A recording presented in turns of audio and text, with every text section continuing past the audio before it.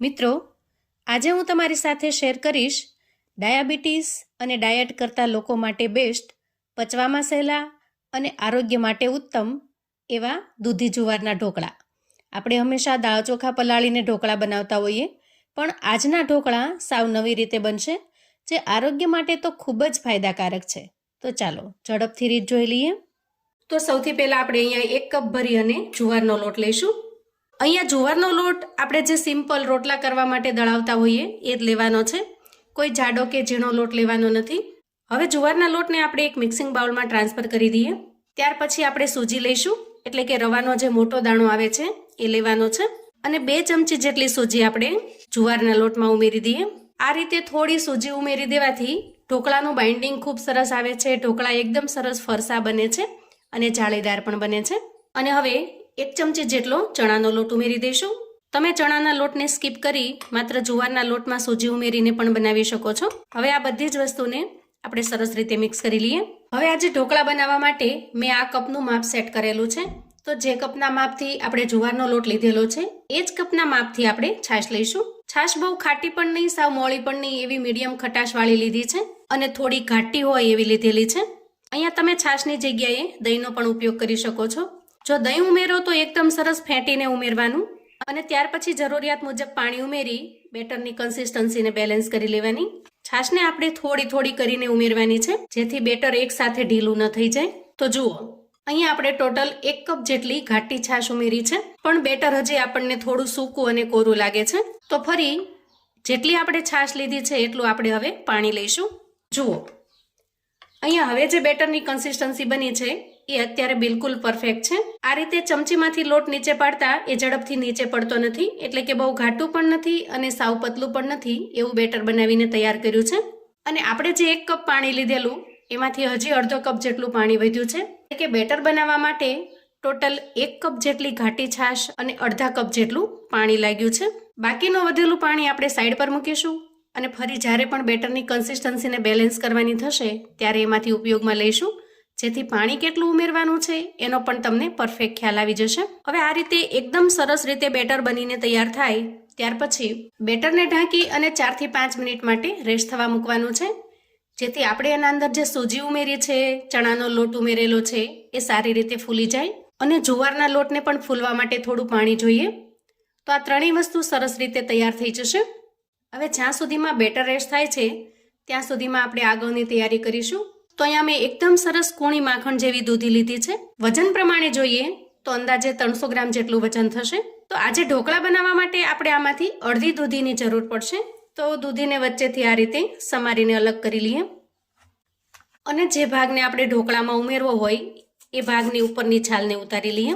ત્યાર પછી આપણે મીડિયમ સાઇઝની ખમણી લઈશું અને આ રીતે તૈયાર કરેલી દૂધીને ખમણી લઈશું. આ રીતે દૂધીનું ખમણ બનાવીને તૈયાર કરી લઈએ. હવે આપણે 1 લીલું મરચું લઈશું, જે બહુ તીખું પણ નથી અને સાવ મોળું પણ નથી, અને થોડો આદુનો ટુકડો લઈશું. બંને વસ્તુને આપણે અધકચરી ખાંડી લેવાની છે. જુઓ, આ રીતે આપણે અધકચરી ખાંડી અને સરસ એવી પેસ્ટ બનાવી લીધી છે. તો હવે આપણે બેટરને ચેક કરીશું. જ્યારે આપણે બેટરને તૈયાર કર્યું ત્યારે થોડું ઢીલું હતું, પણ રેસ્ટ થવાથી એકદમ સરસ ઘટ્ટ બની ગયું છે અને આપણે જે કન્સિસ્ટન્સીમાં જોઈએ એ રીતે પરફેક્ટ બનીને તૈયાર થયું છે. તો હવે આપણે આને અંદર છાશ કે પાણી બિલકુલ ઉમેરવાની જરૂર નથી. હવે બેટરની અંદર આપણે જરૂરિયાત મુજબની સામગ્રી ઉમેરી દઈએ. સૌથી પહેલા ખમણીને તૈયાર કરેલી દૂધીને ઉમેરી દઈએ, અને ત્યાર પછી આદુ મરચાંની પેસ્ટ ઉમેરી દઈએ. 3 થી 4 લસણની કળીઓને મેં આ રીતે એકદમ ઝીણી ઝીણી સમારી લીધી છે, અને લસણની કળીનો ટેસ્ટ આ ઢોકળાની અંદર એકદમ અમેઝિંગ લાગે છે. જો તમે લસણ ખાતા હો તો આ રીતે ચોક્કસથી લસણ ઉમેરજો, અને જો ન ખાતા હો તો તમારે સ્કીપ કરી દેવાનું. અને હવે આ બધી જ વસ્તુને આપણે સરસ રીતે મિક્સ કરી લઈશું. અહીંયા શરૂઆતમાં તમને દૂધીનું પ્રમાણ થોડું વધારે લાગશે. જેમ જેમ આપણે મસાલા કરતા જઈશું એમ દૂધી પણ સરસ રીતે મિક્સ થઈ જશે. ત્યાર પછી હવે આપણે રૂટીન મસાલા કરી લઈએ. સૌથી પહેલા સ્વાદ પ્રમાણે મીઠું ઉમેરીશું અને 5 ચમચી જેટલી હળદર ઉમેરીશું. થોડી ઝીણી સમારેલી કોથમીર ઉમેરી દઈએ, અને હવે બધી જ વસ્તુને સરસ રીતે મિક્સ કરી લઈએ. મિત્રો, જુવાર ખાવાના ઘણા ફાયદા છે, કેમ કે જુવાર ખૂબ જ સ્વાસ્થ્યવર્ધક છે. ફાઇબર, પ્રોટીન અને ખનિજોથી ભરપૂર અનાજ છે, જે વજન ઘટાડવામાં, પાચન સુધારવામાં તેમજ ડાયાબિટીસને નિયંત્રિત કરવામાં પણ મદદરૂપ થાય છે. વળી વિટામિન B કોમ્પ્લેક્સનો ખૂબ સારો સ્ત્રોત છે. અને સૌથી મહત્વની વાત તો એ છે મિત્રો કે કે શાકાહારી લોકો માટે પ્રોટીનથી ભરપૂર એવો ખોરાક છે. એટલે ખાસ કરીને જો બને તો દાળ ચોખાના ઢોકળાની જગ્યાએ આ રીતે જુવારના ઢોકળા ખાવાથી આરોગ્યને ખૂબ જ ફાયદો થાય છે. ઘણા હેલ્થ બેનિફિટ્સ મળે છે. અહીંયા બધા જ મસાલા આપણે ખૂબ સરસ રીતે મિક્સ કરી લીધા છે અને ઢોકળા બનાવવા માટેનું આપણું બેટર એકદમ પરફેક્ટ બનીને તૈયાર થઈ ગયું છે. હવે આ રીતે કોઈ મોટું વાસણ અથવા તો સ્ટીમર લઈ ઢોકળાને સ્ટીમ કરવા માટેની તૈયારી કરી લઈએ. હવે આ વાસણને આપણે ગેસ ઉપર મૂકી દઈએ જેથી પાણી સરસ રીતે ગરમ થઈ જાય. ત્યાર પછી આપણે ઢોકળાને જેમાં સ્ટીમ કરવા છે એ પ્લેટ લઈ લઈએ અને આ રીતે એના ઓઇલથી સરસ રીતે ગ્રીસ કરી લઈએ.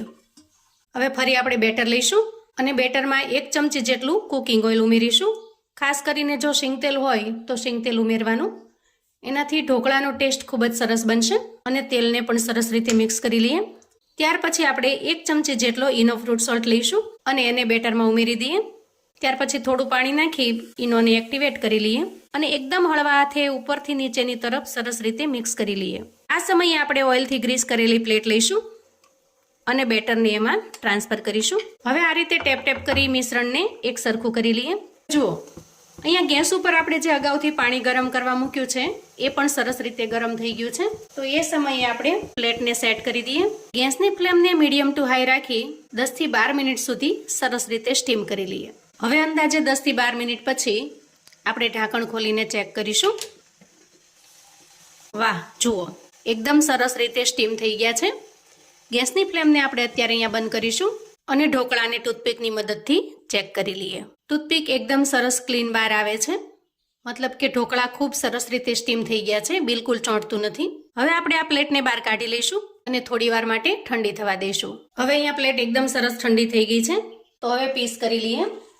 સૌથી પહેલા કિનારી છોડાવીશું. ઢોકળાને સ્ટીમ કરવા માટે મૂકતી વખતે ગાર્નિશિંગ માટેનો જે લાલ મરચાંનો પાવડર ઉમેરવાનો હતો એ શૂટ કરવાનું રહી ગયું છે. તો તમે જ્યારે પણ સ્ટીમ કરવા મૂકો ત્યારે ઉપરથી થોડો અમથો લાલ મરચાંનો પાવડર ઉમેરી દેવાનો, જેથી લુક ખૂબ સરસ આવશે.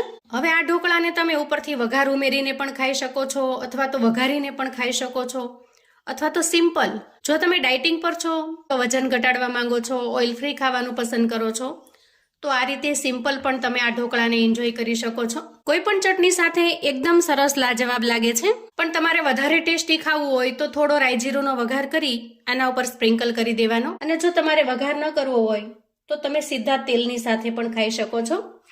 ખાસ કરીને આપણા ગુજરાતીઓને તેલની સાથે ઢોકળા ખાવાની ખૂબ જ મજા પડે છે. તો તમે એ રીતે પણ એન્જોય કરી શકો છો. જુઓ નીચે પણ બિલકુલ ચોંટતું નથી, એકદમ સોફ્ટ અને જાળીદાર બને છે. ખૂબ જ ટેસ્ટી દૂધીથી ભરપૂર એવા જુવારના ઢોકળા બનીને તૈયાર છે. આ ઢોકળા જેમ જેમ ઠરતા જશે એમ ખૂબ સરસ ફરસા બની જશે. અહીંયા હું તમને તોડીને બતાવું. જુઓ એકદમ સરસ સોફ્ટ અને જાળીદાર. ખાતા પેટ તો ભરાય પણ મન ન ભરાય એટલા સરસ ટેસ્ટી બને છે. ચાની સાથે, ચટણીની સાથે કે પછી આ રીતે સિમ્પલ કોઈ પણ રીતે એન્જોય કરશો, બસ ખાવાની મજા જ આવશે એવા ટેસ્ટી બને છે. તો મિત્રો આવું અવનવું જાણવા માટે અને મને સપોર્ટ કરવા માટે ચેનલ પર જો તમે નવા છો તો પ્લીઝ ચેનલને સબસ્ક્રાઇબ કરો. વિડીયો ગમે તો લાઈક અને શેર કરો. તમારા સગા સંબંધી મિત્રોને પણ આપણી આજની એકદમ હેલ્ધી એવી દૂધી જુવારના ઢોકળાની રેસિપી ચોક્કસથી મોકલી આપજો, જેથી એ લોકો પણ બનાવીને તૈયાર કરી શકે, એન્જોય કરી શકે અને એના પરિવારને પીરસી શકે. કોમેન્ટમાં મને ચોક્કસથી જણાવજો મિત્રો કે આજની આ રેસિપી તમને કેવી લાગી છે. તમે આ રીતે જુવારમાંથી કઈ કઈ વાનગી બનાવો છો એ પણ મને ચોક્કસથી જણાવજો. ફરી મળીશું એક નવી રેસિપી સાથે. ત્યાં સુધી આવજો મિત્રો.